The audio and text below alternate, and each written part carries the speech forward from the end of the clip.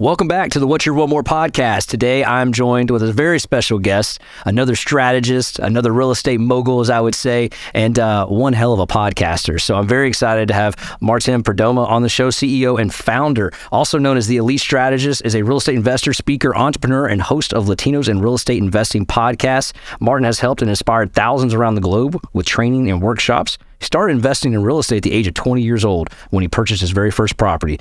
Now Martin and his team own and manage 159 doors and are actively buying and selling real estate across the country. Welcome to the show, my man. I'm excited to have you on here and chop it up with you today. Thank you, brother. Really glad to be here, man. You came on my show, and it was such a fun experience. We got to have you back on. Thank you for having me. I really appreciate it. You know, it's kind of funny because you go, Quentin, I got about 10 questions we're going to ask you here, and then I'm going to do some rapid fire and we'll get off. We got through 3 questions, and we were like, hey, man, where'd the time go? So it was real, man. It was fun. It was an honor to be on your show, and big things. You know, speaking of your show, hats off to you, my friend. I just was talking to you pre-show. You know, your show ranks in the top 1.5 of all podcasts in the world. Man, that's phenomenal. Thank you, man. I literally just found that out with you because you came on my show, right? And my team was excited because they were like, listen, we're going to have Quinn, and he's 1.5% in podcasting and in our genre or whatever. And I was like, oh, that's exciting. And they had a list of questions for me, Quinn. So you know, when you came on my show, my team, they prepared this list of questions and we're like, you got to ask him this, and this, and this about his podcast, right? And I'm like, yeah, sure. And my intentions was that, right? And then we got to talking, and it was like, forget that. I'm going to talk shop with Quentin, man, because he's just such a bright guy, such a brilliant guy that we just got talking about economics and real estate. And then my team was like, man, what happened to the questions? I was like, I'll get that stuff later. I don't I had such a great conversation with Quentin. You know, I just felt smarter. But yeah, they thank you for that.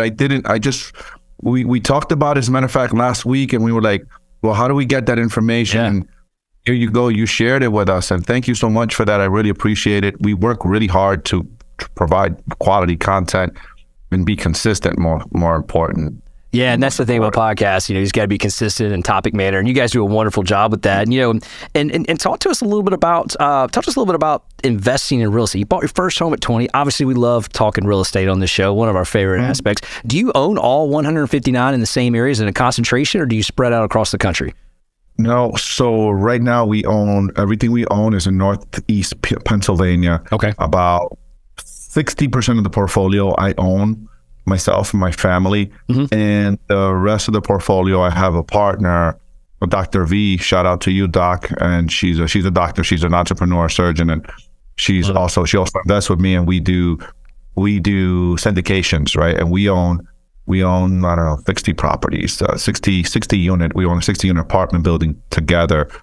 And it's just, I love this business, man. It's just such a fun business. This has been the business, Quentin, that has allowed me, a poor kid from the ghetto, to that's always had a dream to create wealth and become rich. And it's been real estate that has afforded me that, man. And it wasn't always this way, though. When I bought that first property, it was our first property. I remember, you know, this weekend, speaking of that, this weekend, so my mother-in-law lives with us, right? My mother-in-law lives with us. And so we take care of my mother-in-law. She lives with us. And we were cooking, her and I, on Sunday. And I said, Ma, you know, I want to just thank you. And she goes, for what? I said, you remember when we bought that first house in Long Island? I said, we use your credit. We use your 401k. You gave us the down payment money. And you bailed my ass out so many months when I couldn't make it because I was in sales and I didn't make enough commission just to pay for the mortgage. And you bailed my ass out. And I was like, Ma, I just want to tell you, I just want to thank you. And you gave my wife the $300 to buy my first suits when I first started in sales because I didn't even have a suit. And I was like, man, Ma, thank you for that. And we had a moment around that. I was remembering that, you know, I had a lot of help. I just had this ambition, this thing inside my soul of wanting to be better. Love it. From growing in poverty. And I've had help along the way, Quentin. I'm not going to sit here and say I did it by myself. Well, most great people do have a great supporting cast around them. And, what a great story you shared right on the heels of, right before Mother's Day. We'll probably drop this episode right after Mother's Day, man. So that's awesome and a great story. And, I've always found that successful people are surrounded by, a great supporting cast and other successful people. And, it's good when you hear people pay homage to those that help them get there, because sometimes in this world, I don't think that's done enough. So hats off to you again. Love that story. I think it's fantastic. Thank you, brother. Thank you. So talk to me about real estate. You mentioned a lot of things in that unpacking I want to go through of why, of what you did for your first property, but what real estate has done for you. For our audience, all the time we debate, I hear from people, the prices are too high, or, there's going to be a cliff, buying real estate is not the answer. Whenever you put these things out there, the first people to chirp up are always the haters, right? Or the doubters. So help for our audience understand why you believe in real estate so much and the model maybe you just described there. So Quentin, that's a really good question. In 2007, I think we talked about this on my podcast, I was a mortgage guy, and I bought my first investment. And in 2000, I'm going to share this story with you and your audience. In 2007, I was a mortgage guy. I got a 7.75 mortgage rate, and I want to disclose that because the Feds just increased the rates yesterday. And people are whining about the interest rates are so high. I'm like, dude, stop it. And when I bought my first that property I told you about that my mother-in-law helped me with, we got a 9.75% interest rate in 2000. And then I got this, my first duplex in 2007 was 7.75, and I was a mortgage guy. So we're talking 6.3. Those are not bad rates, right? Those are not horrible rates. But anyways, when I bought that property, I bought it at the peak, right? And I bought it because of FOMO, fear of missing out. I was giving money to everyone was coming through my doors, my office, and I was doing all these subprime loans. And when I bought it for $275. 2 years later, Quentin, that same property was worth $179,000. So I'm going to just round it up down to $100,000, right? I was $100,000 underwater. During that time of the last recession, I was about $200,000 underwater. I was literally using my HELOC because I lost my mortgage company. No one could make money in those times. Right. Similar to today, with as tight as money as the monetary policy is today. It was hard to get loans then, and I think we're kind of in that environment today. And so 2 years later, I was $100,000 underwater. I bought a quad last year, October, right? And the appraisal comes into my office. The appraiser comes here to grab the check. The quad is literally 4 blocks away from here. And I said, hey, Jeff, what are you going to bring this property in at, right? Right. And he goes, I don't know. And he hands me a manila envelope. And in this envelope, there's a cop that's 2 doors down from that first property, that duplex I bought, right? And that duplex sold for $385,000. The one that was $100,000 underwater. Yes. Yeah. And it was exactly the same. So that was a reminder from God for me right at the time. And this was October. So we were 3 months into the downward correction that we're kind of in right now. And it was a reminder of the good old saying, don't wait to buy real estate and wait. Because I bought that property in 7, 100,000, right? 275. In 9, it was worth 175,179. And 22, same exact property is worth 385. So when I look at those numbers, right? It's my renters would have paid down my mortgage. It would have been halfway through. 14 years later, I would have taken the the depreciation, all of the cash flow that came along with it. And I was up, if I would have sold it, if I would have held on to that property, $110,000 over what I paid for in 2007. So historically, yes, you got the haters and the naysayers. Right. Real estate over time always pays off. Real estate over time is very forgiving.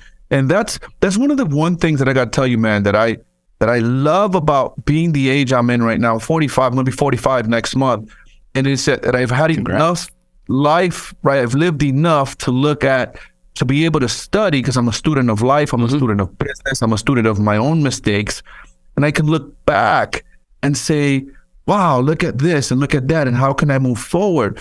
So when I look at 90% of millionaires are self-made millionaires around the world are made through real estate investing, then the odds are in my favor, brother. They're just in my favor. Yeah, I love it.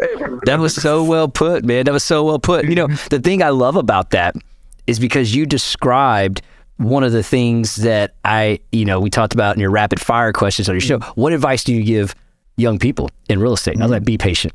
Because of what you just described right there is they'll make, and the reversal of that is someone that bought a home in 2020 and the positions to hold and keep it a rental, they popped all this equity and they sold it. They sold it. And you and I both know since 1941, real estate has only gone backwards 7 times. Yep. So that means out of 80 plus years, real estate's 73, 74 year winner. And 3 of those 7 years were -1. So they were basically flat. Real estate always wins. And so I love that. And, it seems like you and I are always getting together after something comes out, whether it's an inflation reading or a Federal Reserve meeting. And so it's interesting because I know we talked about that a little bit as well. But, when I look at real estate and I think, okay, why would you not want to take part in this? It also does something different than what the equities market can offer, is that you don't really lose at all on real estate unless you get spooked and you sell it, because your renters are paying down the debt on that. And you're leveraging that debt. And to your point, all those millionaires, all those people that have done well, they've done it through real estate. They have an abundant amount of real estate. I mean, you look at Grant Cardone, he's full of real estate. The whole portfolio. Sir. So I think it's a wonderful concept.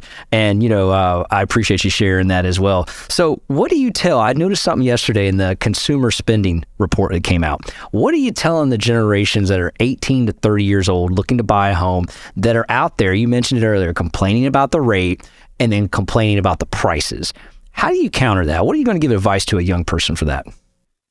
My advice is, man, I think the same advice that our older generations will give us, right? It was expensive for them when they bought their house. I bought my first house in the year 2000 and it was $175,000 and I was making $50,000 a year in commissions. And it was a struggle at a 9.75% interest rate. That was a lot of money then for 2 kids, right? That didn't know anything, right? 2 20-year-old kids that didn't know anything about finances. We're trying to figure this thing out. And my advice is that you have to, if you're going to, you got to live somewhere, right? So that's number one. And it depends. My advice is very different today, Quentin, than it would have been 5 years ago. And I'm of the school, and here's where I am with that. I'm of the school of financial literacy. Okay. I'm of the school of, if I had to give myself that advice, the advice I would give myself would be, hey kid, go and get a duplex or a quad. Amen. Sacrifice right now for a better tomorrow, because this is how rich people do it. Rich people, the difference between rich people, wealth people, and poor people is that rich people have the ability to think generations down the road, 10, 20, 30 years, right? They have the ability to sit down there and think, if I sacrifice today, tomorrow will be better. I've learned that in life myself.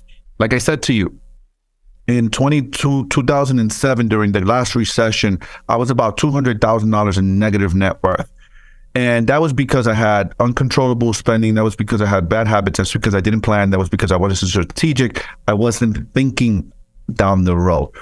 So my advice to a young person wanting to buy a property is, it's always going to be expensive to the generation that's starting out. It's always going to be expensive. What you need is a strategy. What you need is a strategy to create enough assets to pay for your biggest liability. I'll share the story with you. All right. April of 2020, middle of COVID, we were all locked down, right? April of 2020. We were on a cruise on March of that. We were the last cruise. My family and I were on a cruise on vacation, the last cruise to port, and then they closed the country down. We got back home. Here we are in April. My roof in my personal residence was deteriorating, right? And I told my wife, you know what, babe? Our contractors aren't doing anything right now. I'm going to get, now remember, they couldn't, in April, no one could work, but it was my house, 4 acres. I live in the woods in the middle of nowhere. I was like, you know what? We'll get these guys here and I'm not telling anyone, right? Right. So my guys come out and it cost me, I got it for such a steal. I got the roof because no one was working. I got my whole roof done for 10 grand. Wow. And the thing is about that is, where did the money come from? And I want to challenge the listeners thinking, right? The young people's thinking. Where did that money come from? So that money came from my savings account, right? From my checking account, wherever I had that money. We use that money to pay for this roof. So that house that I live in, right? If I didn't have other assets that produce income for me, where was that money coming from? Then my wife and I would have to go work, trade dollars for hours to go feed this beast of this house. Mm-hmm. So my advice to young people, if you is go and figure out how to create enough cash flowing assets to support your lifestyle. I think, Quentin, that it's every man and woman's responsibility to figure out this money thing. Mm-hmm. We live in a capitalist society. It costs money for everything. Once you figure out the money thing and you become financially free, and financially freedom means making $1 or a penny more than your monthly expenses are, than whatever your total monthly expenses are. That's financial freedom for me. Once you hit that number, then you could do whatever you want. You got control of your time. Mm-hmm. And if you can figure out how to create enough assets to pay for your biggest liability, I'm not saying don't buy a house. I'm just saying, I'm going to challenge your thinking, brother. You're a smart guy, so I want to chop this up with you. I love it. Okay, let's talk about this, right? When we think about accredited investors, right? Mm-hmm. This is something that dawned on me the other day. I was like, what's an accredited investor, right? You need $300,000 of income, two people, right? Mm-hmm. Husband and wife, $1 million in net worth. But $1 million in net worth. But what's the key? You have to exclude your primary residence. Mm-hmm. Your primary residence cannot be part of that net worth. No, because it's a liability till you pay it off. Bam. So, but why do realtors, why does America, why are we told this false lie that our home is the biggest asset? Yet, to come into one of my deals, right, where I'm going to double your money in 2 years or 3 years with one of my deals, mm-hmm. you have to be accredited. Right. Yet most people's largest part of their net worth is tied to their primary residence. Yep. I mean, just think about that, right? There's something to be said there. Who made these rules? The bankers, the brokers, right? Because they understand money. That's correct. And they realize that our home, our primary residence is not an asset. It's actually a liability. That's why they say, no. If your biggest part of your net worth is tied to your home, you can't include that to be accredited. Yeah, because I mean, until you pay this thing off, the only way you get access to that is by borrowing and creating additional liability. And so a lot of people, they think that that's money that even though they can't tap it, they can't get to it, it's theirs, right? But until they pay that thing off, they're not free from that, right? And until they sell it, they don't receive any of the benefits of that equity. So to your point, that's why you've got to have additional properties. You've got to have that. And I loved what you were saying earlier. You know, I'm actually getting ready to create a segment. This is the first time I've said it out loud in public, but we're going to be starting a segment called Teens in Real Estate. And I'm going to be working with my children to teach them how to buy properties, exactly what you just talked about. And we are going to go and do exactly what you said. And we're going to start when they go to college day one. We will buy that property, that quad you talked about, and we will move on from there. Because there are, to your point, when we talk about why do people think like that, I think it's passed down and inherently a thought process, you know, because in school, they don't teach you, really, even in college, when you study real estate, it's commercial. It's never residential, you know, so you're not taught that your primary residence is a liability. You're taught that it's an investment vehicle. And the reality is it's not. It is a place that you can tax defer some money, and that's about all you can do with it until you sell it. You can live in it, enjoy it, but it is not an asset. It's a liability. And to your point, that's why the banks counted against you. 100%, brother. 100%. So my advice to young people in their 20s or 30s is go house hack, guys. Listen, yes. I intuitively knew this, right? Go get an FHA loan, put 3% down, buy a quad, live in one, sacrifice, guys, for the men, okay? Because I'm going to speak for myself as a man because I am one, so I can relate to one, okay? Listen, I had this idea when I was 20, and it wasn't called house hacking then. The year 2000, we had no idea. It was not called that. It was just an idea I had in my head. And I went to my wife and I said, hey, babe, why don't we buy a quad and we live in one? And this whole idea, right, of house hacking, we live in one, we rent the others, we live rent free. And my wife's response was at the time, I don't want to live with anyone. I don't want to live with tenants, and all of that. So that might be something that you may encounter, because I encountered it. So I wind up buying a single family residence because I didn't know how to sell my wife, and I didn't have the foundation. That's the truth. I just didn't have. Most of us don't, right? I didn't have the skill set to say, hey, babe, I was 20. I didn't have the skill set to say, hey, babe, look, we're going to be 25 and in 5 years, we'll be financially free. I didn't know that, right? Like I didn't have a clear plan and strategy to sell to her a path, because if I would have given her a path, she would have bought into it. I just knew that made sense intuitively, right? So my advice to young people is, hey man, go and house hack. You may get that pushback from your lady if you're a guy, or you may get that pushback from your man if you're a lady listening to this. But just remember what I said earlier. Rich people think in terms of tomorrow. They don't think in terms of, they're willing to sacrifice, make themselves uncomfortable today for a better tomorrow. I read a quote this morning from this app that I listen to every morning. It's called, I forget the name of it. It's called Alux, and it's just kind of, their mantra is where future billionaires come to learn. And they had a quote this morning, and I loved it, and I reposted it actually because the quote was, amateurs work when it's sunny out. Professionals work when it's raining. Amateurs work only when it's sunny, and professionals work when it's raining, meaning that the professionals do the things that they have to do because they know it's the right thing to do, even when it's uncomfortable. And that's what wealthy people, that's how self-made people do it. They have the habits and the disciplines that are required to create wealth because they know that's what they have to do there. And that's the main difference between poor people. And I've been both, brother. I've been really poor, and I know what it's like to get your tax return and have $4,000 or $5,000, and that's the only disposable income you see. So you go and you buy clothes and you do this, or you buy a car, you do that, instead of investing it, because the rest of the year you're restricted with finances. You can't do nothing. So it's like you get a little money and you're like, yeah, I can go on this vacation, I can do this. And guys, if you could just sacrifice a little bit, that sacrifice will compound over time. And it will pay great rewards in 5 or 10 years. Time is going to pass anyways. And it wasn't until I made terms with this, Quentin, right, that I realized time is going to pass anyways. What am I doing today so that tomorrow can be better?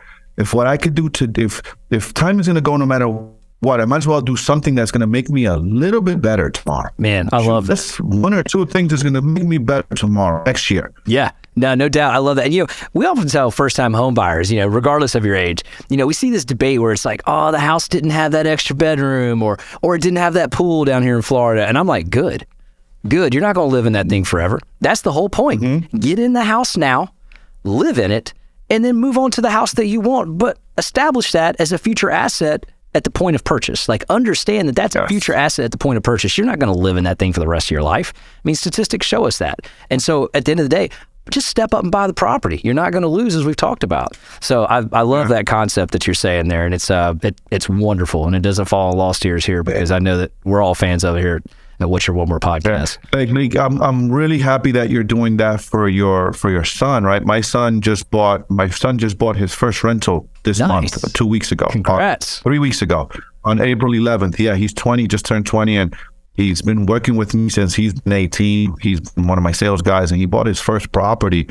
And he came here just last week, and he was like, thanks, Dad. I really am grateful for what you taught me, because I had him wholesaling, right? I had him out there getting doors slammed on his face. Dang. And he wanted to come up. And I was like, son, you're going to thank me. Yeah. You first have to learn this skill, because if I'm gone tomorrow, I just taught you how to fish. There it is. You got to learn how to get the deals first. Right. And then I bring you got to learn this thing in stages. And so he just got his first, and I think we need to I share that story with you, Quentin, because I think we need to do a better job as a society. I think as a real estate industry, us investors, the realtors, I think real estate schools, bankers, mortgage people, I think we as a society, as a real estate industry as a whole, need to do a better job of really getting educated ourselves on how to create cash flowing assets and how to educate people that are buying properties. Like, listen, Quentin, I sold properties in 2021 and 2020 when the market was piping hot here in the Poconos, where these so-called Airbnb people were buying these properties from me that I was flipping, and they were giving me $50,000, $60,000, $70,000 over asking. And I'm saying to myself, okay, I'm a numbers guy, I'm an investor. How are you making these numbers work? Right. Even at a 3% interest rate? How? Like, how are you making these numbers? How are you penciling these numbers? They're not penciling for me, right? And I knew that in 3 to 5 years, I'll be buying those properties back at a discount. Right. Because we don't have people educating those people. They did it because the same way I did it in 2007, because everyone else was doing it, and it was the hottest day. So that brings up a point. I wrote it down earlier. You know, you're talking about that moment in time was fear of missing out. That's why you made that purchase, right? So there's a new term that we're using out there right now called phobot, and that's fear of buying at the top. And so there is a lot of people that believe into that, and that's kind of where we're at. And, you know, the overpaying, I agree with. That's where it is. But I think in today's market, you know, if you're buying a piece of property, one thing I learned from a mentor years ago, my father-in-law is definitely a mentor, and forced me into real estate, thank goodness. But what he told me, he said, Quentin, when it comes to real estate, he goes, where people get confused on the investment side, they worry about the rate and they worry about the purchase price. He goes, none of that matters if that property cash flows. That's Nothing right. matters. He goes, because you're not going to have that rate forever. There will always be dips in the market. You can take advantage of it once you have that property, but you got to have the property first. And so that really resonated with me, especially as an up and coming, you know, lender at that time. I was early in my career, and I thought to myself, yeah, this makes sense. And you know, he's right. I mean, because the first, like you, my first investment property I bought was in the 6s, and then next thing I know, we had a dip in 2020 and 2021. Guess what? I didn't have that rate forever. My cash flow improved. And the other thing he said was this: fundamentally, I love this part. He said, Quentin, I owned my first rental property in 2002. He said, rents never go down. They only go up. Yeah. And in 2007, 2008, 2009, they didn't go down for me. They didn't go down across the country, by the way. They went up. They went up, and they continue to go up. They went up. The thing about real estate, I think a lot of people miss on, is that real estate is investment real estate. That is not your primary, is a asset that pays a monthly dividend and also has appreciational growth to it. And the dividend on that is much greater than any stock single dividend is currently paying on the S&P, the Dow, the market at all. You will never find a stock that pays the kind of dividend you can get on a monthly rental on a property plus appreciation. That is so sound, man. That you know, you say that, right? Just lights me up, man. Just lights me up like a Christmas tree, because that's the fundamentals, right? Like, hey, why we buy real estate, right? We don't buy, like, you know, in 2020, 21, the market was piping high. I host a meet up here locally, Quentin, and I do a lot of teaching. And one of the things I teach is, hey, my strategy is I buy for cash flow first. Ooh, I like that. Right? Yeah. Always. I like that. I buy for cash flow. Appreciation is kind of a bonus thing, right? It's kind of a bonus thing if it happens, because I've seen the dips in the market. Right? Correct. I've seen it.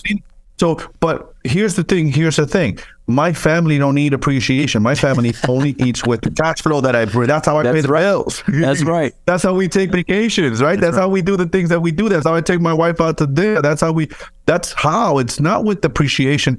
I was talking to my lender. We're in the middle of buying, and I think I mentioned this to you. We're buying a 12-unit apartment building, and it's $1 million upside, brother. I'm so excited about this deal. Congrats. But thank you, man. It's so hard right now to get money, Quentin. It's so hard, right? It's very difficult right now to get money. So when we hear people talk about this, you know, that there's money tightening, it's tight. Janet Yellen is out there saying that they should tighten more. And I think Jerome Powell yesterday said that the lending criteria are tight enough, and that with them being that tight, that they don't have to do much to more interest rate hikes, because inflation will be tamed by the lending criteria being so tight.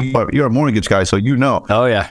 So she calls me, right? So the processor calls me, and I want to share the story with you guys because it's right to the advice your father-in-law told you. Okay. Right? She tells me, I'm in Home Depot picking up these doors yesterday for a project I have going on. That same quad I bought in October. I got some people left anyways, and I had to go pick up a door. And I'm on the phone with her, and she's like, okay, Martin, so we have your schedule of real estate owned, and we have to update it because I've done business with them for years. And she's like, we want to just make sure that your rents are still the same, and the values, blah, blah. So I'm like, all right, I'll talk and do, right, and pick these doors out. And she's like, what's the value? What do you owe? And we're going through this. And I'm like, listen, Lori, I don't care about the net worth side. Right. That means nothing to me. I only care about the cash flow side, because to the point, that we just said, I only care about because that's what I pay the bills with. Right. And you know what she said to me? What's that? She said to me, this is why we ask about the rentals, because we know we only care about what your net cash flow is, about what your cash flow is, because we know that that number is an elusive number. Correct. And we don't care about that. We care about, can you pay your bills? Can you pay? How well capitalized are you with your cash flow? And this is my lenders telling me, right? And I'm a big believer of, if you've probably read the book, The Richest Man in Babylon, right? Oh yeah, pay yourself first. He who has the money makes the rules is one of the rules, right? And when the money people are telling me this is what we care about, it's like, man, you're echoing, that's what I care about. Yep. So we're in alignment. That's what you just said your father-in-law told you, right? Years ago. Wisdom, words of wisdom, man, words of wisdom. We're seeing guys right now, as we speak, we're seeing guys that in 2021 and 2022 bought apartment buildings, and I'll be buying those apartment buildings from those guys that they got into bridge debt, right? When they got into bridge debt and they only had an upside of $50, $60 in rent increase. Yeah. And now that the interest rates went whoop, and they increased the rents, they were counting on cap rates compressing some more. Correct. And that turned on them, and now they're going to have to offload these properties because they were counting on appreciation and not cash flow, and they're going to be in trouble. Yeah, and to your point, that's why the banks, the banks that are the tightening's happening in the commercial market, which that apartment loan is a commercial loan, even though it might go through Freddie Mac, Fannie Mae. And so the reality is that's where the tightening's coming from for that very reason, because people, most of the time, for our audience, commercial loans don't operate on the same terms as residential. You don't go out and get a 30-year fixed. You usually get an introductory loan that has a 5-year, 10-year, maybe if you're lucky, you can get a 15-year balloon. But the reality is they got a balloon concept to a more expiration of that introduction rate. To your point, these guys were banking on those lower rates. Now those commercial notes are coming due, and they're going to have to refinance at a much higher rate, and they're not going to get favorable terms. And that $50 gap they had is going to be gone. They're going to be underwater on those rents because they're over leveraged. Yeah, they're not even cash flowing, So thank you for saying that, Quentin. I just want to clarify that to your listeners. I'm talking about money being tight because I'm an investor. All of my loans are commercial. All of them. I buy everything at LLC. So all of my loans are commercial, and it's tight right now because I believe we're in a commercial loan crisis right now as we speak. We're seeing, we have a 57 unit, Quentin, that it took us 6 months to, I'm going to give you these numbers and you're going to say, how, right? You're a banker, so you're going to get this. We bought this thing for $3.2 million. It appraised at $4 million as it was when we bought it. $4.2 million. It appraised when we bought it. Okay. We bought it with equity. When we went to refi it, we increased the rents. We forced appreciated. The property appraised, new appraised value with the new rents, $5.7 million. Dude, we could not find a lender. We went through like 5-6 lenders to find a lender late last year, to refi that property. Right? Like, it was brutal. Oh, yeah. And we're talking about, we have $3 million in equity in the property. We were talking about like, hey, just give us 65% LTV on this thing. Just let us make our investors whole. We're not looking to cash out. We just want to make everyone whole, and we want to hang tight and just cash flow. And we had a hard time. Yeah. And the thing behind that is, for our audience, the way that appraisal jumped so high is that they did improvements to the property and they were able to increase the rents, and the appraisal is based on the rent roll. And so when they increased that rent, that property jumped, and that's why that went up so much. And they wanted to get that money to make the investors whole on that at 65%. And the tightening is there. And that's where I think the issues are going to come, is that market, if you don't mind me asking, did you get that from a big bank or a regional bank lender? We got it from a local community bank. Yeah, community bank. So we talked about this on our show. For our audience, is that the importance of regional banks that they serve is exactly who we're talking to right now. Investors and small builders. They're there for that relationship banking, those relationship loans, and to do the lending we're talking about. And what's happening in front of us right now, and it happened again yesterday, when the Federal Reserve raises the rates at the rate in which they're raising them, they are applying immense pressure to the regional banking system, immense, in the form of lending and credit tightening policies as far as what we're talking about. And then they force the hand of those depositors to go, wait a minute, maybe I should be getting 5% or 4% on my money that's sitting there. And those regional banks can't pay that. So what happens is you have people pull their money out of the banks because they want to go get it. They want to go get a short-term treasury. They want to go to a money market fund, and it exposes the bank and their lending policies they've been doing because the money's not there. And that's why we had what's happening right now with PacWest. You know, PacWest is probably getting ready to go into receivership. First Republic got bought by JP Morgan and Chase, which made the bigger even bigger. And what you're seeing right now are the big banks flexing their muscle. They're absolutely doing it with the help of the Federal Reserve and taking back over the banking system. And what's hurting and what's going to be hurt by that is the people like you and I that depend on those regional banks for doing what we're saying. That is going to be a problem that's going to drive, because there's no way in heck you and I march into JP Morgan Chase, go get that loan. They're not even going to attempt to look at it. Yeah, and I'm glad you brought that up, because I wanted to ask you your perspective on it. So you kind of beat me on it. You talked about PacWest, right? So PacWest is the next one on the chopping block. We know, like, they're next. But there's another handful of them, and this reminds me a lot of 2008, because in 2008 we had bank failures, but it was because of subprime loans. Correct. Now we have bank failures because of interest rates going up so fast in such a short period of time. And so your thoughts, I'd like to get your feedback, Quentin. What do you see? How do you see this thing playing out if we have another handful of these banks, which I think will? Oh, yeah.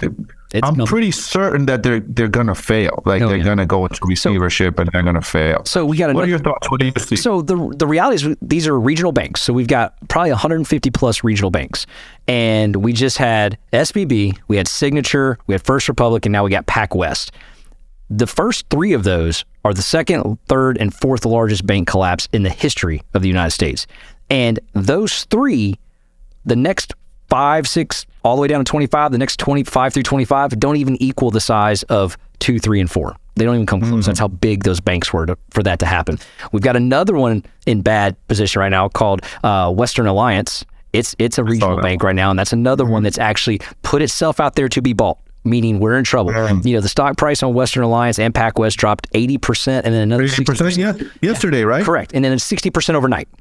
And so it's not a good thing. And, you know, it poses the question, a lot of these banks where we're seeing the initial pop-up issues are in California, specifically governed by the San Francisco Federal Reserve, which does bode the question, how is this being missed and why is this happening in the same region?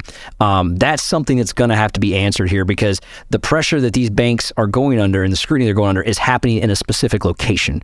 And that is interesting to me, because you're not hearing that yet on, I take that back, Signature Bank was in New York, but for these other banks, you know, First Republic, SVB, PacWest, Western Alliance, those are out there. Why is that happening?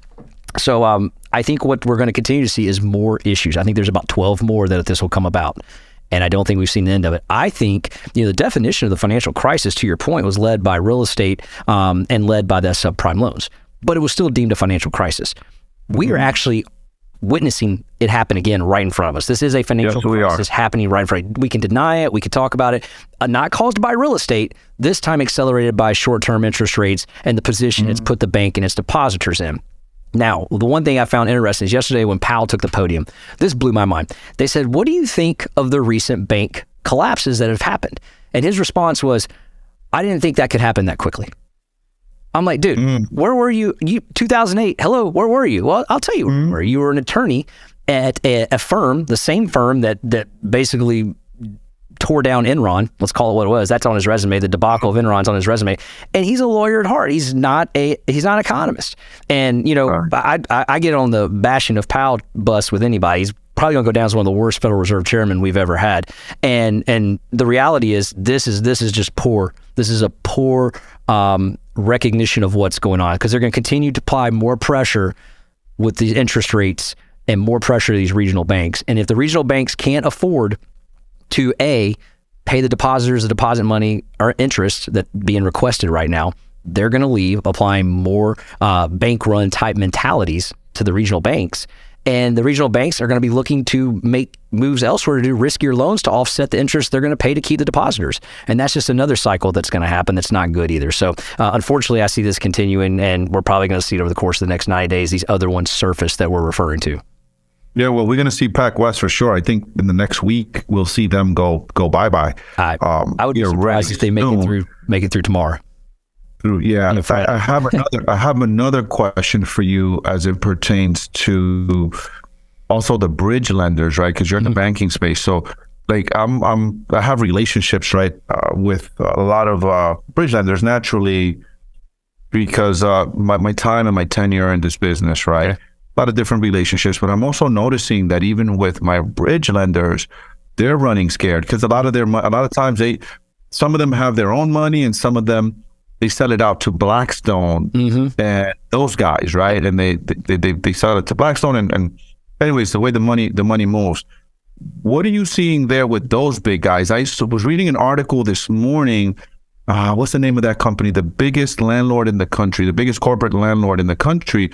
They have about $10 billion that they want to now deploy. Interestingly enough, they want to deploy about $10 billion into buying more single-family residents. Right.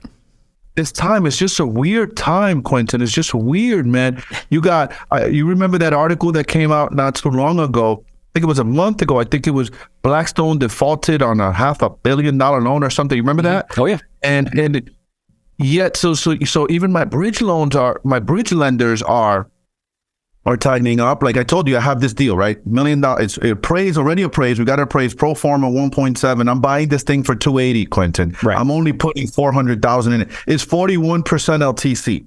Like it's a no-brainer with a guy with an experienced team like ours that has a proven track record. It's great deal. It's a great deal. And dude, I'm pulling teeth to get them to. It's like almost they lost their logic. Right. It's like they lost their common sense. I'm like, guys, what is going on? Did Without you a doubt, lose your common sense because of like all of this stuff happening out here with the banking. So what are your thoughts on that? I want to get your feedback. That money has to come from somewhere. So either some of these, Blackstone's a hedge fund, they've got tons of capital. And the reason they're going to buy more properties is they get it. They see the writing on the wall. This is the old saying that Warren Buffett has coined, which is when everyone's fearful, be greedy and be fearful when everyone else is greedy. Or everyone's fearful, be greedy and be fearful when everyone else is greedy. And so what we're seeing right now is there is fear in the markets. So they're coming in, they're saying, listen, we realize there's a limited amount of inventory because the builders are not going to backfill the inventory shortage that we have around the country in the next 5 years. It's just not going to happen. Not going to happen, yeah. They're going to come in, the Blackstone, and they're like, man, we're just going to buy up as many single families, and we're going to control even the inventory problem that much further, and we're going to send them up for rents because rents aren't going down, just like we talked about. It's a great cash flow for them. It's a great portfolio in their REIT, and they're going to buy them up. But the money besides Blackstone, and maybe Blackstone too, that's not coming from a checking account. It's coming from a bank at some source. And the bank is saying, they're having to make a decision and say, if I lend you $5 million or if I lend you $3 million, I probably have at least another 10% of that. So I probably have $3.3 or $4 million sitting in deposits. And I'm going to run the risk. I need to keep 10% of that there, but I'm going to lend 90 of it out. But what if the depositors come in and say, I need that money, and I just lend it to you on 5 years or 15 years or whatever it may be, and I'm tied up to held to maturity. I can't come to you and say, hey, I need that money back. So they're scared to death right now. That's what you're seeing. It's that fear in the market. And until, the reality is the FDIC is broke. It's not broken, it's broke. There's no more money in that account. You can go online and they'll show you they've got about $181 billion in there. The reality is that thing got depleted right after Silicon Valley Bank, and the Federal Reserve came in and backstopped it. Until the Federal Reserve eventually says we're just going to backstop every bank in the United States, you're going to continue to see the fear that you're describing. I don't see Janet Yellen and the U.S. Treasury Department saying that. They've said we'll as deemed necessary, we will review each case. And essentially what she's saying is, as important as we think you are, we'll backfill it. If we don't think you're of importance, one of these banks is going to get the bad end of this. Someone's going to get the bad end of the Federal Reserve not bailing them out. And that's when the crisis gets bad. That's when it goes from bad to worse. But right now, that's what's operating, is the fear in the market. That's why you're having a hard time putting that deal together, because no one wants to lend it out in case their depositors come back and say, I need it. So what do you think, in your opinion, what do you think is going to calm the fears down, right? I mean, anytime Jerome Powell comes out, and I think you and I talked about this a little bit on my podcast, if we remember, I know you remember, he came out in 2020 and said, we're not going to raise interest rates. We're committed not to raise interest rates through 2024. Shit, here we are, 2022. He's raised them 10 times. Right. These guys are full of it. But what is it going to take to take that fear out of the market, to get these lenders to go back. Capitalism doesn't work if money's not flowing. Correct. This can't work if we don't have money flowing. You and I can't create jobs. We're job creators. We're Correct. the ones that keep this thing pumping and going. We need money, right? Yep. I need that. So for me, the simplest answer to this is to calm of the fears is essentially going to say, hey, listen, we've reached our target as the Federal Reserve. We're no longer going to raise rates. We're going to remain calm. That's not going to happen in the near future because their target rate's 2% on inflation, and they're not near that. And so if the agenda is to get to that, they're going to keep putting more interest rate hikes into the system. And what they're doing is they're data driven, they're data dependent. And then the problem with that is all the data is in the past. It's not in the future. It's not even current. So if you think of it, you're literally diagnosing a symptom from 12 months ago and you're treating it with medicine in this case being interest rates hikes, and you're pumping it in. And it's unnecessary because that's happened in the past where we are now. And so the way they derive these inflationary readings is there's a 12-month lag. And if they would just look at the current reading, they were on course. Like they're already there. They don't need to keep pumping all of this in there. So until they stop, we're going to continue to see these fears. We're going to continue to see these woes. And unfortunately, that's not going to happen probably over through the end of the year. I mean, there's on the dot map, if you look at the dot map from the Federal Reserve, there's already people that vote on the Federal Reserve and other members saying they're willing to do 3 different rate decreases at the end of the year. Powell said they're not going to do that, but the dot map says they are. So if that's the case, that'll calm fears. It'll also kick the can down the road further for inflation. As much as I don't like the way the Federal Reserve has done it, they are doing the right thing by attacking inflation. They got to get that down. But if they do any type of pause that then leads to a rate reduction, everything they've done has been countered. Everything. That makes a lot of sense. I mean, my hopes is that we can see light at the end of this tunnel soon, because it could get really, really painful. And I remember 2008 recession was really painful for a lot of people, me included. Yep. I got a little bit obsessed after going through 2008 that I would never that the next recession I would be in a position to win, and I would have cash flow and assets, and my family would be protected. And I still want to see, because I saw people get hurt. Yep. I was one of them, and I don't want to see that again. And hence why I asked what your thought process is. But I think it could get worse before it gets better. The market certainly softened for sure, Quentin. I was studying the market here in the Poconos. I just put out a market update for a real estate market update for the Poconos. And man, we've seen about a 9.5% decrease in values here in the Poconos. Interesting. I have a flipper friend of mine that rents from me back here in the office, and 2 months ago I was like, "Hey Nazir, how you doing? Right? How's your deals?" He was like, "Oh, things are great. They're great. I'm moving things, and I just put 2 properties in the contract." Yesterday I called him and I said, "Hey Nazir, how's it going?" This was 2 months ago. This conversation right out here, right outside my office. He goes, "Man, Martin, I'm getting killed." He was like, "I got 5 properties just sitting there. I'm getting no action, nothing. No one's coming out, and something that's happening." And we're in a great location, Quentin. We're 65 miles west of New York City. Yes, west of New York City, and we're 80 miles northeast of Philadelphia. So like this is a good location. Great little hub. People come here. Great location. People come here for vacation, and we're experiencing some.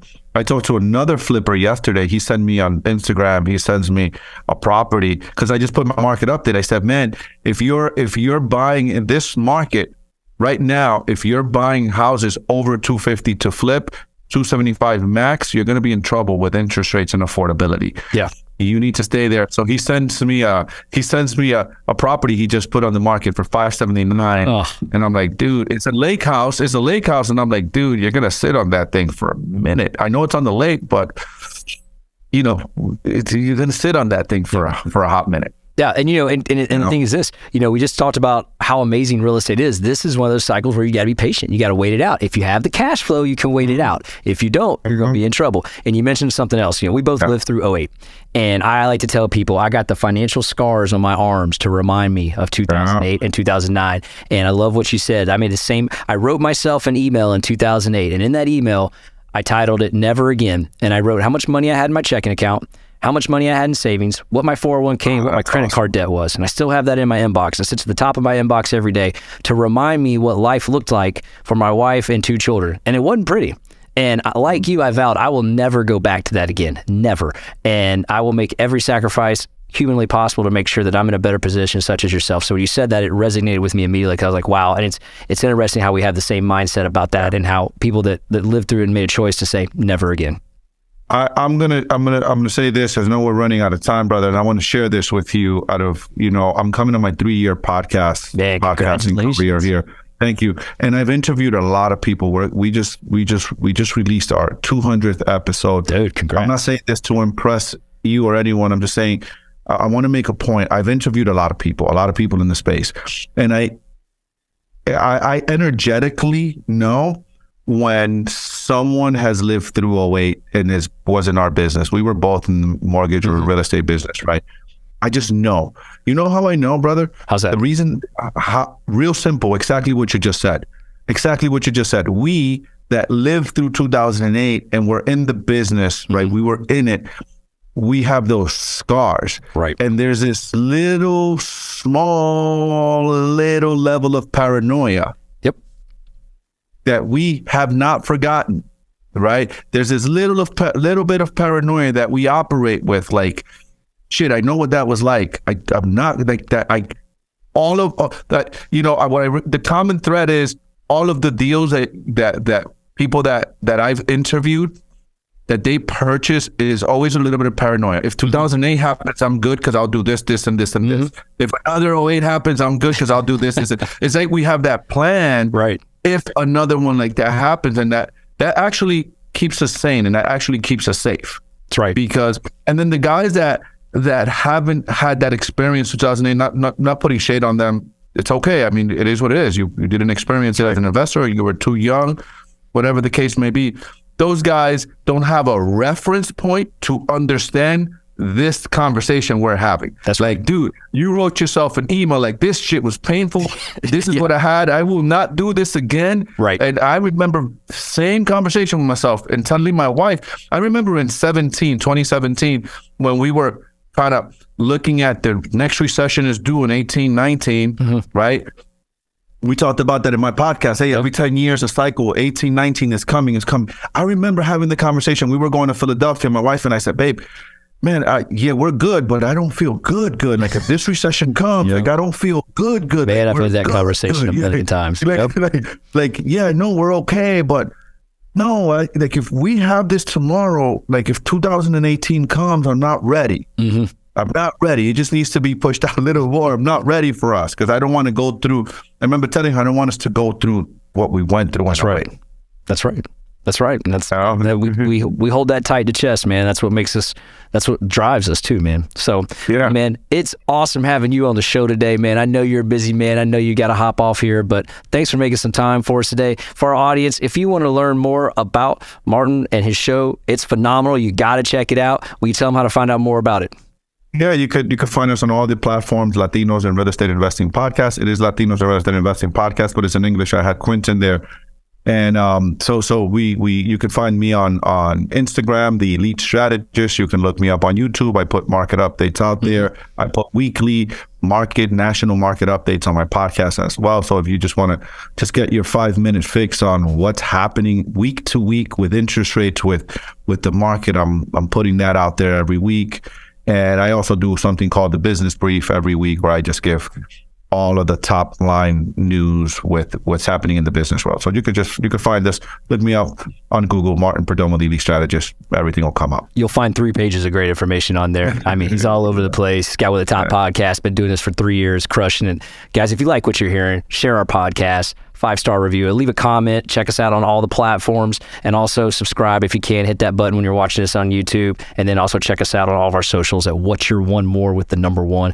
Martin, again, my friend, thanks so much for coming on the show. Appreciate you. Thank you for having me, brother. Yes, sir. Thank you. I got one more shot, I'm gonna make it. One more chance, I'm gonna take it. I meant it when I said it, now it's time for me to do it. I got one life to live, so I put my all into it, yeah.